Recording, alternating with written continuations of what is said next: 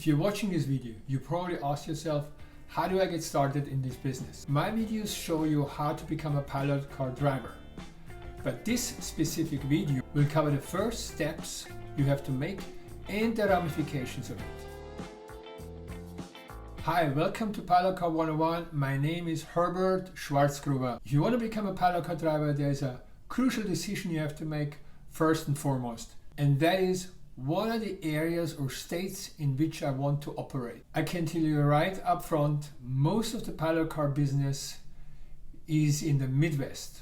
Specifically Texas, Oklahoma, Kansas, Nebraska, Missouri, and then over to the east, Iowa, Illinois, Indiana, Ohio, and Pennsylvania. And to the west, Ohio, Wyoming, and Utah. There is profitable business all over the US. From my point of view, from my experience, the states that I just mentioned are the states that are most frequented by oversized load. First and foremost, the decision you have to make is, in what state do I want to operate? My advice is you drive in all the states, or as many as possible. It will give you more business options. If you can drive in more states, you will have more offer. To help you make this decision, I have made a map that shows all the states that require you to have certification.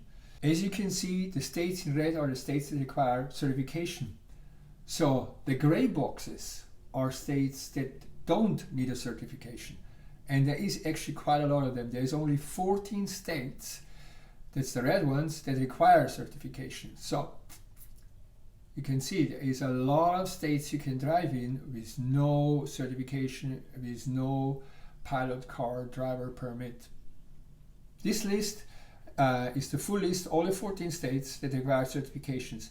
There are two exceptions I need to mention. One is Florida requires you to have a commercial driver's license unless you do a defensive driver course. The defensive driver course only takes 1 day, and once you have done it, you do not need a commercial driver's license. You can drive with your normal automobile state license.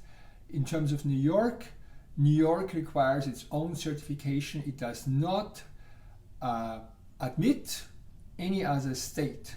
So now, Colorado and Utah are the two states that are recognized in all the states of the United States. Meaning, if you have a Colorado license or a Utah license, you will be able to drive in all the US states except in New York, because it doesn't accept anybody else. And in Florida, you need that little, defensive driver course. Now, I was told Washington is also accepted in all states by somebody. However, when I checked on the internet, I could not see that. It's almost all the states, but there's a couple of them. I think Arizona doesn't recognize it or something like that. But in any case, that may have changed. So here is the list of the states that require licenses. Colorado and Utah is recognized in all the states except in New York, and Florida, you need an additional defensive driver course.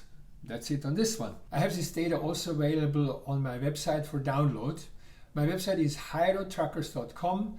Below in the descriptions you will find a link that will take you to that article where I cover this, and then you just can download this list of states that require certification, and you can download the map so you can easily see where you can drive without having to go through a certification if you want to do that. So now, the next question is, where can you get certification?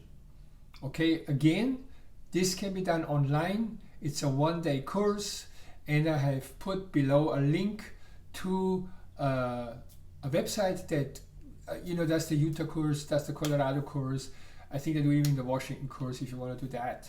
Once you have decided where you want to drive and what state certification you want to get, you should apply for your insurance. But before you go into that subject, do me a favor. Click on like if you like this video so far. If you don't like this video, click on the other option. Frankly, both choices help the channel to go up in the rankings. Also, if you haven't subscribed to this channel, subscribe now. My videos are the only videos on YouTube that will give you all the facts about this business. Okay, so back to insurance. It is pretty hard to find out what are the rates for insurance. The reason for this is that pilot car insurance depends on a number of factors.